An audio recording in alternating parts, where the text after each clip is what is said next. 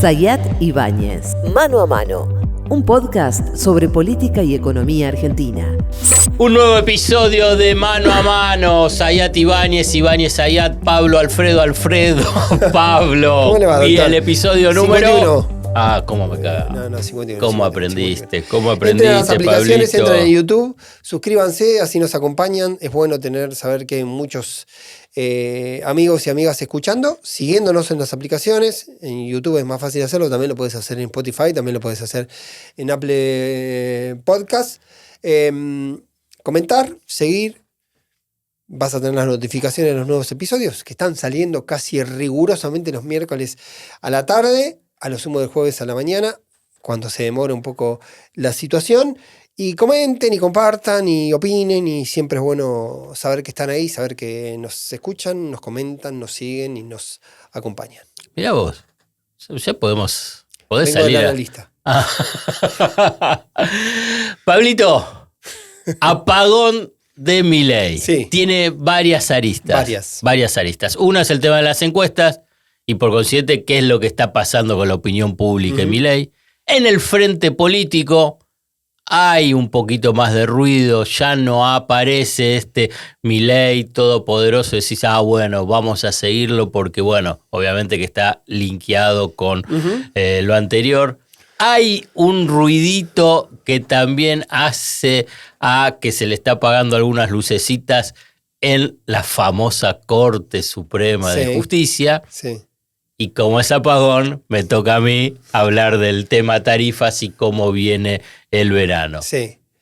Empieza el partido. Sí, el dato del apagón me parece que es gráfico para mostrar el momento. El primer registro fue aquella famosa caída del rating de la presentación del presupuesto frente al Congreso, que había una expectativa del gobierno de un mega show, que no fue tal, y se volvió a replicar en estas horas con el discurso de Milei ante la ONU, que en algún momento tendríamos que hablarlo específicamente. Es muy importante. Que no solo tuvo un apagón en cuanto a la concurrencia de los pares. Pero es usual eso. Bueno, pero si alguien hacía una comparación con la concurrencia de escuchar a Lula y escucharlo a Milei, era bastante... Me dieron notable. la explicación. Bueno, pues, pero bueno, si está eso... Después, es el comienzo Lula y él está el otro día, bueno, no pasa nada. Pero estaba ahí también.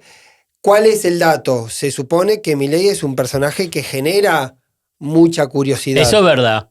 Y al generar mucha curiosidad se podría presumir que haya más interés. Vos tenés Lollapalooza y algunos días, si hay un personaje atractivo, puede haber más gente. Claro. Bueno, evidentemente puede haber una explicación del momento, que es cierto, pero también puede haber una explicación de que quizá el mismo interés o el interés como figura preponderante en el concierto mundial no es tal. Entonces, es que nosotros lo habíamos adelantado, creo que hace varios meses, que Milei es un personaje que irrumpe en la realidad política local e internacional. ¡Wow! Es un fenómeno. Sí. ¡Epa! ¿Qué es lo que está hablando? A ver, ¿y quién es este personaje? Otros dirán, ¿quién es este payaso? Bueno, pero vamos a escucharlo. A ver, vamos a darle bola. Pasa el tiempo y eso se diluye, se agota. ya está, se agota. Se agota la curiosidad. Exactamente. Hace mucho tiempo alguien me decía del gobierno, y yo le he citado varias veces porque la frase me quedó resonando. Me decía, Javier tiene que lograr que la curiosidad se convierta en confianza. Tiene que lograr esa transición. Hoy no lo que está aquellos haciendo. que fueron a verte por curiosidad, por esta extravagancia de un tipo, no de un país periférico, porque puede ser que la Argentina no esté en el centro del mundo, pero es un país con mucho potencial, importante. Siempre hay que volver un dato al argentino cuando uno mira el resto del mundo y cuando mira a América Latina, que a pesar de todo, y es un dato que uno tendría que repetirlo más asiduamente, el sistema electoral funciona, el sistema político funciona, puede ser más o menos fallido en cuanto a la calidad de vida de la gente, que es un dato cierto, pero no hay golpes de Estado, los gobiernos terminan, los sistemas electorales funcionan y no hay... por lo menos es un poco más estable que otros países latinoamericanos. Pero no es un dato menor en un continente bastante inestable y en un mundo muy inestable. Digo, como nota al pie, pero para volver al apagón. También se replicó en lo que tiene que ver con la conversación en un territorio especialmente importante para Milei, que es el tema de las redes sociales. Hoy veía un informe de ADOC comparando lo que fue la conversación en torno a aquel discurso de Davos. Hubo mucha conversación, y este discurso en la ONU, que fue fuerte en el contenido, porque fue muy fuerte, además, ¿ante quién lo dice? En aquel momento habló ante el sistema de poder económico, ahora habló sobre el sistema de la centralidad del poder político. Digamos, los auditorios son relevantes ambos, pero en este caso tuvo muchísimo menos réplica. Me permito leer eso en clave lo que está ocurriendo en la Argentina y lo que empezó a verificarse, sobre todo en el último mes, de manera muy palpable, con la caída de Milei en las encuestas. Y el dato me lo sintetizaba, me parece, con mucha claridad, Gila Bilker, que me decía... Gil es una de las principales... Consultora, viene midiendo, es una de las que le dio a 3.0, que trabaja también con Alaska y trabaja también con otras consultoras. Alaska es de Courel. Y toma este registro, es una de las que le da... Aurelio también, Poliarquía también, que lo que muestran es que lo que se rompe es la estabilidad en septiembre, que había una cuestión muy estable durante los últimos meses, que no parecía haber nada que cambie ese status quo de empate o de un poco arriba a Milei. Lo que ocurrió ahora es que se rompió esa estabilidad. Definitivamente nadie sabe si no va a volver a una nueva estabilidad o en estos niveles, o va a recuperar los niveles de agosto. No se sabe, la opinión pública tiene sus propias lógicas, habrá que ver cómo se va verificando el tiempo. Pero hay un dato que parece estar demostrando que empezó a hacer ruido, y por eso lo vinculo con el apagón y con la curiosidad por lo que dice Milei. Empezó a hacer ruido entre lo que Milei dice y lo que Milei hace. Y para la opinión pública empieza a hacer ruido esta idea de no me importa lo que dice Milei, ni lo que hace Milei con su vida personal, con sus viajes, con su modo de hablar de la oposición, con su modo de hablar en la medida que me mejore la vida. Cuando empieza a pasar el tiempo suficiente y mi vida no empieza a mejorar, eso que antes me resultaba de alguna manera indiferente, te empieza a molestar. Me empieza a molestar, digamos, porque vos podés hacer lo que quieras, comportarte de la manera que quieras. Pero a mí no me cagues la vida de todos los días. Pero mejorame la vida. Yo no te voté a vos para que te enojes con la gente y putees a gente por televisión. Yo te voté para que me mejores la vida. No te voté para que tenga que saltar los molinetes en Constitución. Exactamente. Yo te puedo permitir que si me mejorás la vida, después con otro hacé lo que quieras. Obvio. Ahora, si no me mejorás la vida, si me perjudicás, si me deteriorás mis condiciones de vida, aquello me parece más sin sentido todavía. Y hay un link. Y un rechazo, genera un rechazo. Y eso es lo que parece haber empezado a romperse. Después te voy a hacer la otra observación que no la quiero sacar porque es para completar el mapa, que es lo que dicen el gobierno sobre lo que está ocurriendo. Y un link muy concreto que hacen con Menem. Menem, la Ferrari, sus hábitos personales, que en aquel momento con beneficiado porque no había teléfonos que tomaban imágenes y demás, sus relaciones con Yuyito González, digamos, ciertos comportamientos, incluso la conducta que tuvo con sus hijos y con su esposa, que los echó de Olivos. Claro, parecían quedar fuera de plano cuando tu vida globalmente mejoraba. Entonces, cuando empieza a deteriorarse la vida, todo aquello empieza a pasarte factura. Lo que pasa que tiene que ver con los tiempos.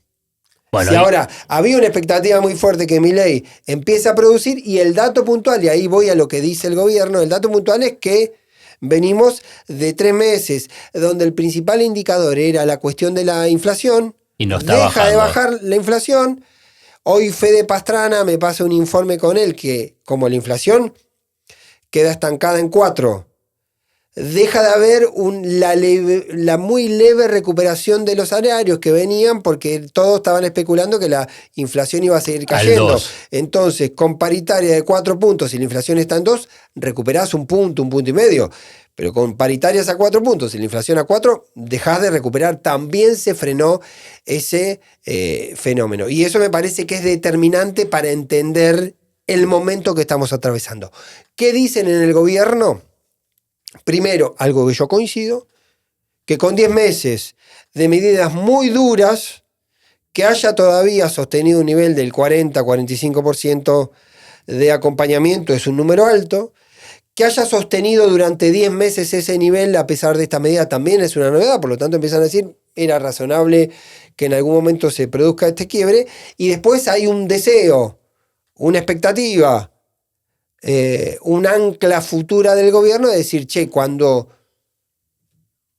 se reactive la economía, esto va a volver a los niveles anteriores de acompañamiento. Digamos, si hubo una baja que tuvo que ver con la decepción, por lo menos todavía proyectada, todavía en proceso, de que no te está mejorando la vida, si hubiese una recuperación de economía, por eso puede en todo caso Javier Milei volver a tener esos niveles de acompañamiento. Es lo que ocurrió en septiembre, habrá que ver cuándo se produce eso. Bueno, ahora déjame dos puntos. Dale. Uno es sobre los tiempos y sobre este aspecto que hablas de la recuperación o lo que piensa el gobierno. Sobre los tiempos, si hacen buena memoria la comunidad manoamanense, hemos mencionado en más de una oportunidad el tema de los tiempos. ¿Y cómo los tiempos? Que hay tiempos económicos, sociales y políticos, lo que hace a la dinámica de funcionamiento de un país, ¿no? Entonces, y en crisis, ¿no? En diferentes magnitudes de las crisis. ¿Cuál es el primer tiempo? Que serían estos 10 meses o 9 meses. Las medidas económicas, ajuste, tarifas, salarios, jubilación. Y en ese momento vos si pensás que cuál era el tema de marzo, abril, mayo, pero ¿qué pasa que la gente no reacciona? ¿Pero no ven que le están golpeando? Bueno, ese es el tiempo de la economía, que es mucho más rápido, porque es inmediato al tiempo social. El tema social, vamos a traducirlo como en tus palabras, de la opinión pública, ¿no? Tiene otro tiempo, porque empieza precisamente a toda la descripción que vos hiciste. Dice, bueno, me están golpeando, pero ¿cuándo va a terminar esto? Y que además habla boludeces, y además empieza a putear a uno, y además hace un asado con los tipos que le dijeron a los jubilados que no le van a aumentar. Sí. Entonces ahí es donde se aparece en ese septiembre que empieza a haber ese ruido social. Lo político tarda mucho más porque responde a qué es lo que pasa con ese tiempo social y que se va midiendo. Para hacerlo de una forma, para graficarlo con otros tiempos en la convertibilidad, tuviste un tiempo económico, claro. Privatizaciones, desregulación, congelamiento de las jubilaciones, el salario no mejoraba, incremento del desempleo, digamos, digamos, la única bandera que tenía era la baja de la inflación, pero tenías piquetes, digamos, y ya el tema social, el segundo gobierno de Menem, ya estaba más intenso en movilizaciones, las movilizaciones de todos los miércoles de los jubilados. La política todavía estaba esperando. Cuando en lo social termina de estallar, la política reacciona, primero con los 5 presidentes, después Duhalde, tratando de acomodar un poco el escenario político y económico, y aparece Néstor Kirchner. Una elección, bueno, no vamos a, pero ya lo sabes. Bueno, ¿te das cuenta los tiempos que son diferentes? Bueno, acá lo mismo. Es cierto que recién estamos en este proceso. Simplemente lo estoy mencionando para que pueda comprenderse la dinámica de lo que es este periodo político con Milei, que va a ser más rápido que lo que fue la convertibilidad, porque todo es más rápido. Sí. Todo es más rápido. Y porque hay otro fenómeno.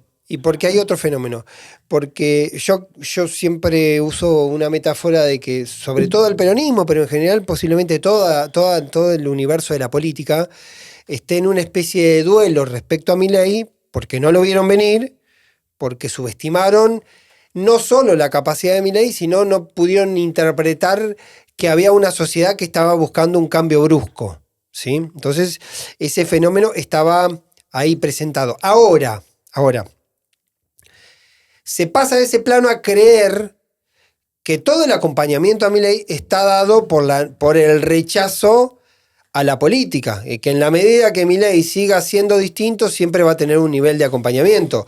Lo que se está perdiendo en ese fenómeno, que en un momento, si tu vida se sigue deteriorando, deja de ser una virtud, claro, que el otro sea distinto, porque el otro puede ser un atractivo que el otro sea distinto, si esa condición de distinto sirve para castigar a aquellos que vos atribuís que son responsables de tu malestar presente. Sí, sí. Ahora, cuando esa condición de distinto también te empieza a pegar a vos porque no te mejora la vida, bueno, pierde encanto. Entonces, ahí quiero decir... Tus amigos lo identifican eso. Tus amigos son los encuestadores. Sí. Cuando dicen, bueno, tu situación económica, ¿quién es el responsable? Si lo decías en marzo, la mayoría hubiese dicho el gobierno anterior. Claro. Hoy ya no. Ya no. Hoy ya hay un porcentaje elevado que dice este gobierno. Es esto lo que Exacto. Vos estás diciendo. Y no usé la metáfora, no usé la referencia, porque es de Sheila Winker, me parece, Wilker, es interesante mencionarlo. Ella dice que lo que puede estar ocurriendo, que se esté acabando la vida útil de el modo de Milei. Es decir, que esta incompatibilidad entre festejar todo, incluso un veto que es para no darle 15.000 pesos a un jubilado, que en algún momento parecía razonable, que cerrar el Ministerio de la Mujer, que cortar subsidios, que dejar las obras públicas, digo, para tomar cosas medulares y cosas, si se quiere, más culturales o más simbólicas, todo eso, ¿sí? En un momento parecía parte de un plan que iba a tener una derivación beneficiosa. Cuando el tiempo del supuesto rebote de esos beneficios no llega, es cuando vos empezás a decir, bueno, esto a mí no me sirve, no me importa, no me sirve que seas como sea, que en otro momento hasta me podría parecer divertido que le pegues a los responsables de mi malestar presente, ahora eso deja de resultarme atractivo. Insisto, esto tiene un clic. Bueno, y el clic es también si hay un rebote o no de la economía. Bueno, y ahí viene esa segunda parte. Pero antes de la segunda parte, déjame hacer un asterisco vinculado con cuando decía el tema de la política. Y lo aprendí de Pablo Ibáñez, la política va midiendo. La política, digo, los políticos, las fuerzas políticas van midiendo también el humor social y lo de la opinión pública. Y quién se posiciona pensando en, bueno, ya no está en la cresta de la ola, está bajando. Las salidas de Cristina Fernández de Kirchner, muy fuerte contra Milei, además de su juego interno dentro del peronismo, yo creo que también es una señal clara que decir, ahí está olfateando algo. Sí. Está olfateando que acá hay un sector de la población que sí estuvo en el peronismo, digamos, digamos, adherentes líquidos y que fueron a votar a Milei y que tiene capacidad de recuperación a partir de decir, bueno, mirá todas las barbaridades que está haciendo.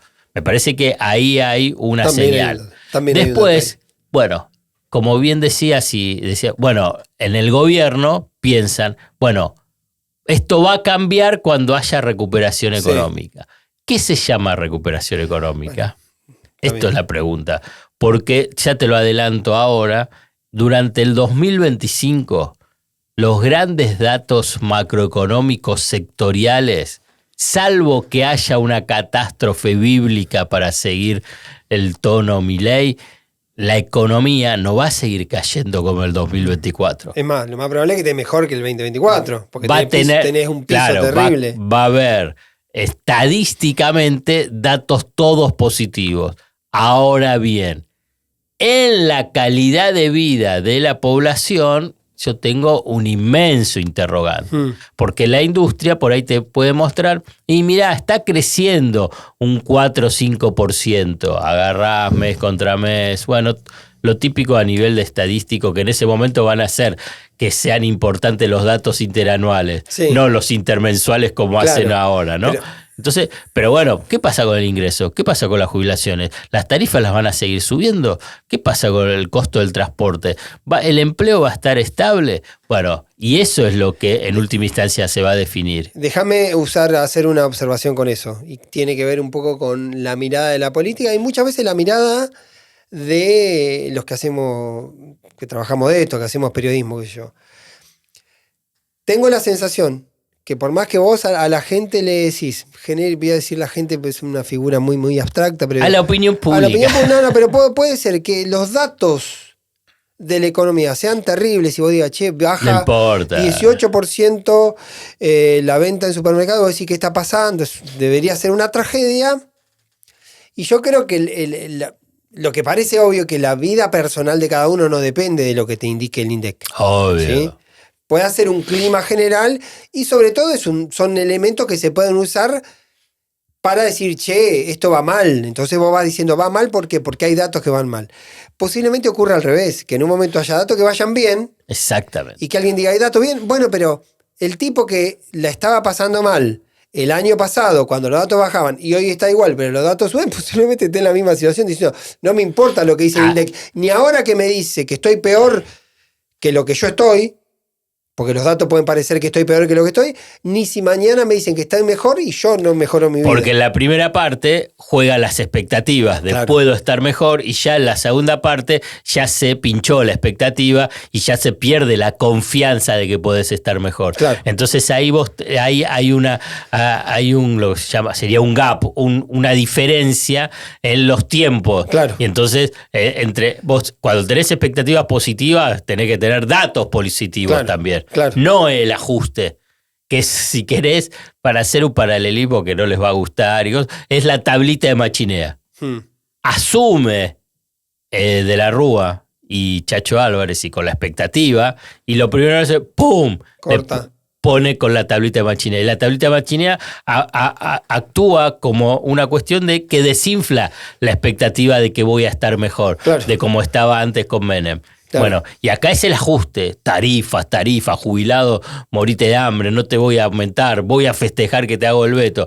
Bueno, cuando den los datos positivos, ya esa expectativa la perdiste. Sí. Y es un poco lo que te decía el empresario, es decir, bueno, mirá, tiene que transformar la expectativa, el personaje, en confianza. Y ahí es cuando se pierde, es difícil recuperarla. Bueno, muy difícil recuperarla. Habrá que ver qué pasa en estos 3 meses, porque además los 3 meses que vienen son 3 meses. El gobierno me decía, la expectativa de ellos es que terminar el año en una inflación general del 2%, eso podría implicar una núcleo más cercana a 1, y ahí poder avanzar con una hipótesis que no sé si es probable o no, ellos lo dicen así, de sacar el cepo, y una vez que sacas el cepo, haya una explosión de algunos sectores de expansión de la economía. Esa es la definición textual que me hacen, por qué el análisis del momento, por qué es razonable y qué es lo que puede pasar. Ahora, también empezás a ver comportamientos que tienen que ver con tratar de recuperar la centralidad en la política. En la política, a ver qué pasa en ese frente político. El tema pasó de Aerolíneas, yo creo que Aerolíneas tiene posibilidades muy altas de tener un buen resultado del gobierno en el Congreso. Diputados. Ajá. No sé qué va a pasar en el Senado, porque hay que recordar que en diputados tuvo el capítulo de la ley bases que incluía la privatización de empresas, entre las que estaba Aerolíneas, tuvo 139 votos. Importante, un número alto, un número fuerte. Hubo 4 radicales que no acompañaron, pero después hubo un acompañamiento bastante masivo, porque después estaban los 100 de Unión por la Patria que no acompañaron. Es decir, estaba la intención política de diputados. Se frena en el Senado, porque hay algunas provincias y algunos senadores donde son más fuerte el interés en la provincia, que pusieron como precondición para acompañar la ley base sacar de la lista Aerolíneas. Hay que ver si ahora se repite el mismo algunas tema. Provincias lo hacen porque si no pierden conectividad. No les llega un avión. Entonces se les complica un poco también ahí a nivel de su provincia y defensa de intereses. Estaría bueno en algún momento hablar un poquito más extendidamente, porque la gran pregunta que hay hoy en sectores, incluso que están a favor de la privatización, es que el proyecto de privatización es decir, declarar sujeto a privatización Aerolíneas. De ahí a la privatización puede haber un camino. Ese camino es, ¿qué va a hacer el gobierno? Reducir los costos hasta volver a Aerolíneas una empresa más o menos atractiva para que alguien la explote. Si eso lo hace, ¿por qué no lo sigue explotando el Estado? Digamos, si deja de tener, digamos, si empieza a ser una empresa rentable, hipotéticamente, o potencialmente rentable, que la siga administrando en buenas condiciones el Estado, digamos. Es una cuestión de gerenciamiento, en todo caso, que se podría hacer. Entonces ahí empieza esa pregunta. La cuestión que empiezan a plantear, en algún momento creo que lo dijo Sturzenegger, bueno, si vos tenés destinos no rentables, que el Estado intervenga en esos destinos no rentables. Es decir, también el Estado subsidiando destinos no rentables, que es lo que se objeta en todo caso de Aerolíneas. Por lo tanto, hay que ver cuál es el destino final y el proyecto final, que eso está ahí. Pero eso en Aerolíneas, pero ¿qué es lo que planteabas vos sobre cierto apagón político? No, ahí puede lograr ese punto, hay un interés del gobierno de avanzar con esa cuestión, con la cuestión de Aerolíneas, por eso digo después que va a pasar en el Senado específicamente, en el regreso, a ver si esta primera etapa la avanza, pero empieza a acelerarse los tiempos, donde de alguna manera uno ve en algunos casos, y me voy a tener específicamente el tema de la Corte, lo voy a hacer muy rápido para hacerlo lo más sintético posible, había mucha expectativa que para que esta altura del año el gobierno esté casi con una mayoría propia en la Corte. No iba a ocurrir en términos prácticos porque Maqueda tiene mandato hasta diciembre, el 29 de diciembre de este año, por lo tanto, por más que se hubiese elegido García Mansilla el hijo, hasta el 30 de diciembre no iba a tener el número de los tres hipotéticamente de la con mayoría Lorenzetti, ¿no? del gobierno. Los dos nuevos más Lorenzetti. Ahora lo que ocurrió, que parece muy empantanado lo del hijo, que es todo un capítulo para mirar quién gana y quién pierde con el empantanamiento del hijo. Parece haber un ganador primario, que es quizá Mauricio Macri, el que hizo la primera observación fuerte del hijo, si no es una concesión que le está haciendo también Javier Milei en una cuestión de una relación política en ese aspecto, pero de todas maneras, como está la foto hoy, si no salen el hijo de García Mansilla, como hoy parece muy complicado, y parece muy complicado sin un acuerdo con el peronismo, y un acuerdo con el peronismo implicaría un proyecto de ampliación de la Corte, que a su vez es rechazado por Mauricio Macri, por lo tanto esa encerrona para el gobierno sigue ahí.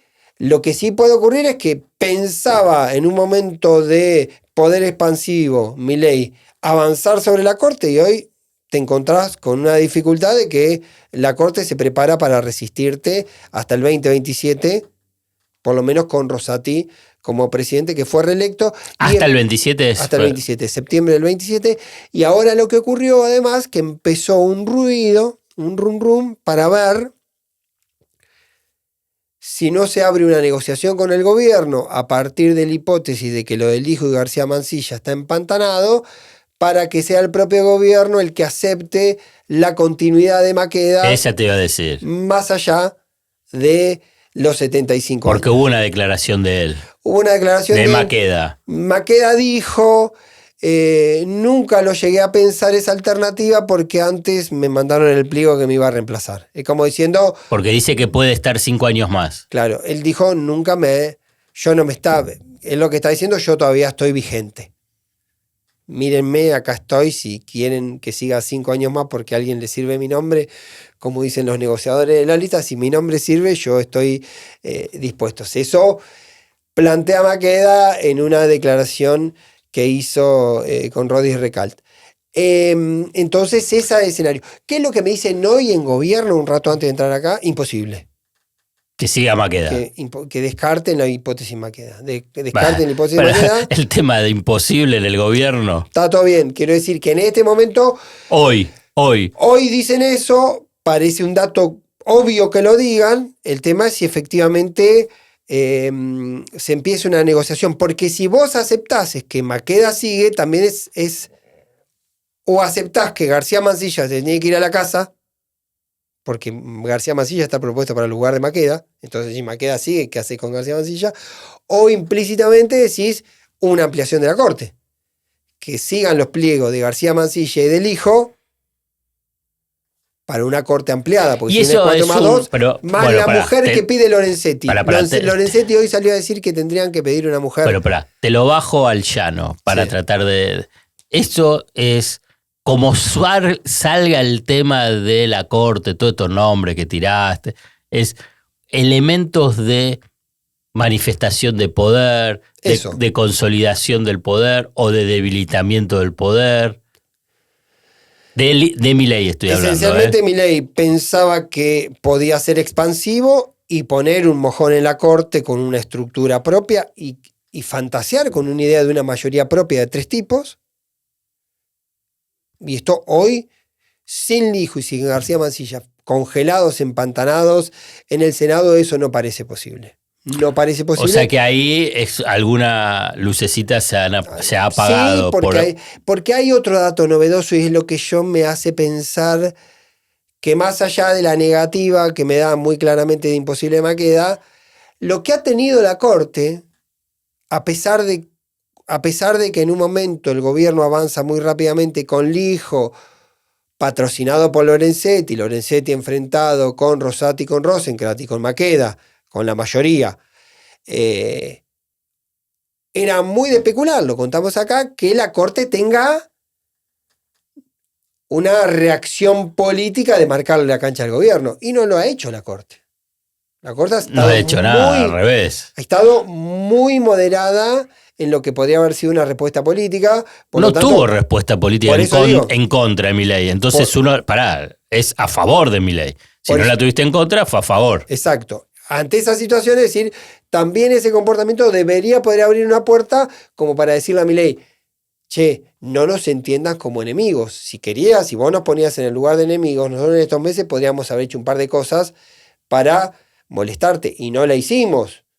Entre otras cosas, el DNU 70 está ahí. Entre otras cosas, te ayudamos casi en las condiciones que pedía Caputo, el acuerdo con la ciudad de Buenos Aires. Por lo tanto, tuvimos gestualidades. Podríamos haber dado un movimiento más específico con la cantidad de medidas que impactaron sobre los fondos de las provincias, con la cantidad de presentaciones que hubo en las provincias. No pasó nada. Sí, al de la provincia de Buenos Aires no le dan ni bola, hizo 6 presentaciones ya. Todas las provincias hicieron algún tipo de presentación. Todas las provincias hicieron algún tipo de presentación. Y no hubo nada en ese aspecto. Habitualmente tienen otros tiempos. Ahora, la Corte, que siempre funciona así, los tiempos son los tiempos que fija la Corte. La Corte puede tardar 5 años en tratar algo o 2 semanas. Sí, si es algo contra Cristina o contra el peronismo, kirchnerismo lo hace mucho más rápido. Los tiempos se los pone él. Si quisiese haber mandado un mensaje, lo podría haber mandado. Entonces hay que ver si ahora esa quietud de la Corte abre la puerta a una negociación o no. Lo que sí es cierto es que hubo algunas picardías. ¿De quién?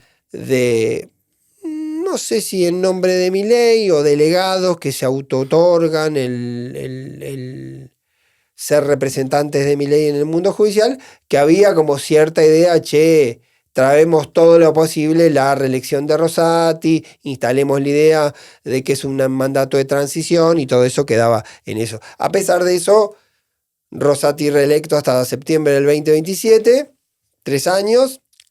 Los Supremos juegan como que la gente no los conoce, ¿no? Porque al nivel de repudio y el papel triste que hacen como jueces supremos, es difícil encontrar jueces de la Corte. Uno tiene que remontarse al periodo de Menem, de tan paupérrimo su actuación pública. Obviamente, lo digo yo, no para que me digas que tenés razón, pero digamos, vos tuviste la Corte de Alfonsín, que era de calidad, la corte de Néstor y Cristina también, y esto la verdad son patéticos, sí. Digamos, en términos de figuras, de fallos, de relevancia en la historia de la Corte Suprema. Si yo tengo que recordar esta Corte Suprema, es el 2x1. Bueno, y que hubo una acción social que le puso límite muy, muy rápidamente. Sí, y que defiende los intereses de las corporaciones empresarias. Y es meramente descriptivo.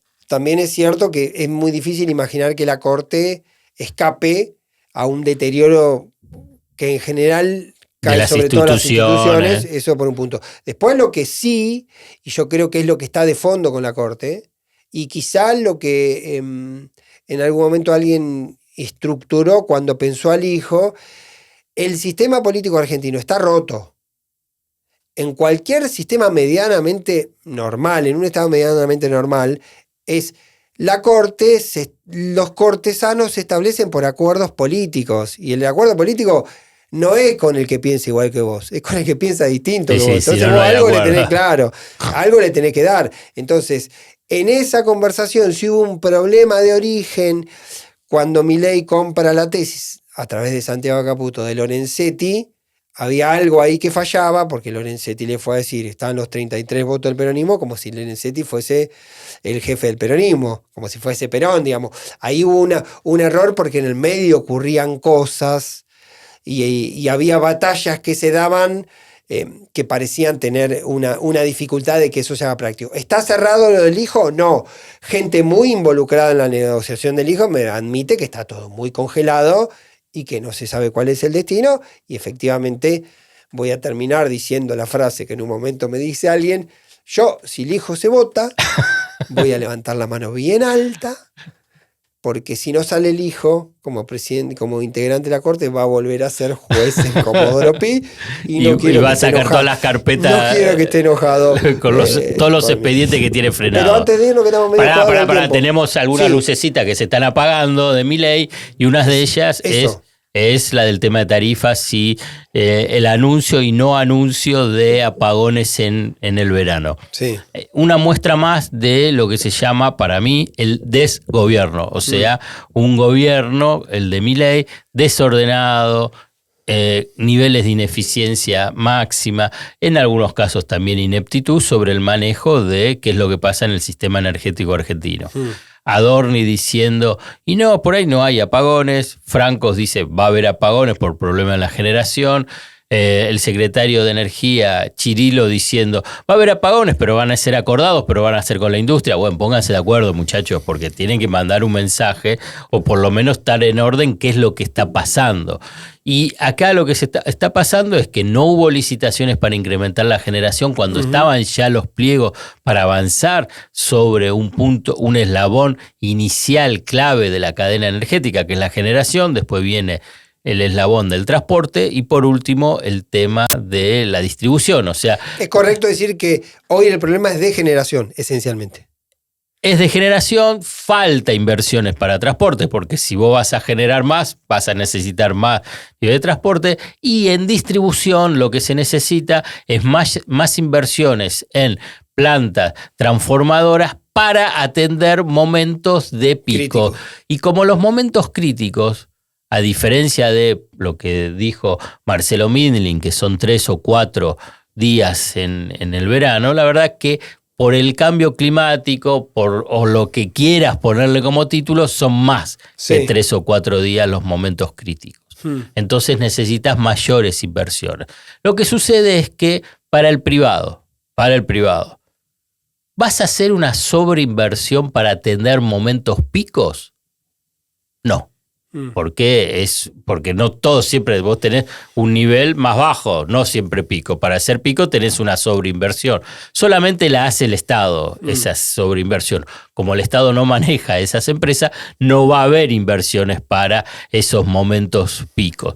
Entonces, ahí es donde se producen esos problemas. Porque por ahí tenés generación y tenés transporte, pero en el momento pico de mayor demanda por el calor, o en el invierno por mayor frío, bueno, lo que tenés es que te saltan los tapones, para traducirlo. Sí. No son tapones, no están los tapones, pero digo, saltan los tapones. ¿Qué vos decís, que los jóvenes no van a entender lo que son los tapones? Te reíste, estás diciendo. Bueno. El otro día en una charla usé la palabra tique canasta. Y te dijeron, ¡epa! Como vos, viste, como a veces traducí, yo digo cosas y decís, esto fue en tal momento. Ahí está. Tique canasta. Bueno, entonces este es el tema, la verdad. Yo creo que lo que puede pasar el verano es un gran interrogante, pero muestra simplemente un nivel de desorden, de falta de coordinación en el gobierno mayúsculo para una actividad estratégica, que es la energética, para la industria, para el comercio, para los hogares. Es todo lo que estoy diciendo, no solamente para Argentina, en el mundo, claro. Tema energético, y para las tarifas, que es una variable distributiva, te define cómo vos estás distribuyendo también los recursos. Si los hogares, para cerrar, tienen que destinar más del doble para pagar el tema de las tarifas, digo más del doble, triple, cuádruple, bueno, vos estás perdiendo recursos para otros gastos del hogar. Sí, hay un informe del IEP, que es el Instituto de Investigaciones de Política Económica de UBA CONICET, que toma eso, y ayer veía el dato específico. Hay sectores que todavía tienen un 75% de subsidio de energía, otros tienen 60%, el que menos tiene es el 10%, porque son los sectores más altos, que ya no deberían tener ningún tipo de subsidio, digamos, porque son sectores de ingresos altos.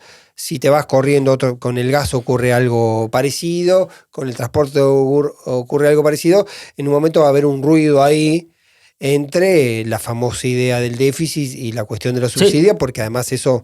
En el presupuesto está establecido, van a duplicar las tarifas, por lo menos. Bueno, entonces eso va a tener un impacto, porque estaba viendo lo que impacta para los ingresos quiero familiares. decir que duplica en función a lo que están pagando hoy. Claro. No lo que estás pagando en marzo del 2023. Bueno, hoy estás pagando 150, por lo menos vas a pagar 300.000. Bueno, ese dato que es imposible que haya una actualización de tus ingresos en ese orden. Por lo tanto, claramente van a empezar a tener un impacto mayor en el peso del gasto familiar, el tema de las tarifas.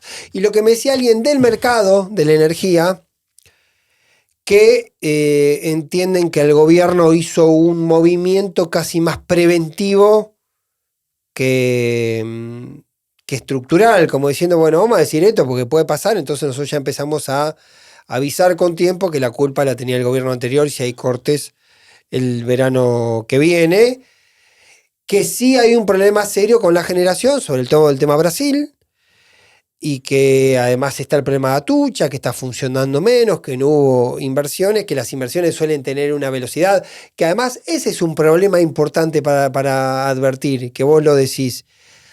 Vos estás sin inversiones ahora, y estás sin inversiones ahora. No es que vas a tener problemas solo este verano. Las inversiones tienen un plazo que te está preparando para este verano y para el otro verano, entonces puede ser que tengas la misma dificultad. Si encima entramos en un nuevo periodo de sequía, que es lo que está complicando la producción de energía para que Brasil tenga un excedente para venderle a la Argentina. O sea que hay una serie de dificultades que pueden ser a más largo plazo, no solo para este verano. Señor Pablo Ibáñez, hemos terminado un nuevo episodio, porque se nos va a apagar la luz, porque acá también puede haber un pequeño apagón. Paradójicamente nos fuimos sin hablar de peronismo, así que el próximo... A ver si te concentras en ese tema para el próximo. Hemos terminado, Ibáñez, un nuevo episodio de Mano a Mano. Nos vemos. Sayat Ibáñez, Mano a Mano, un podcast sobre política y economía argentina.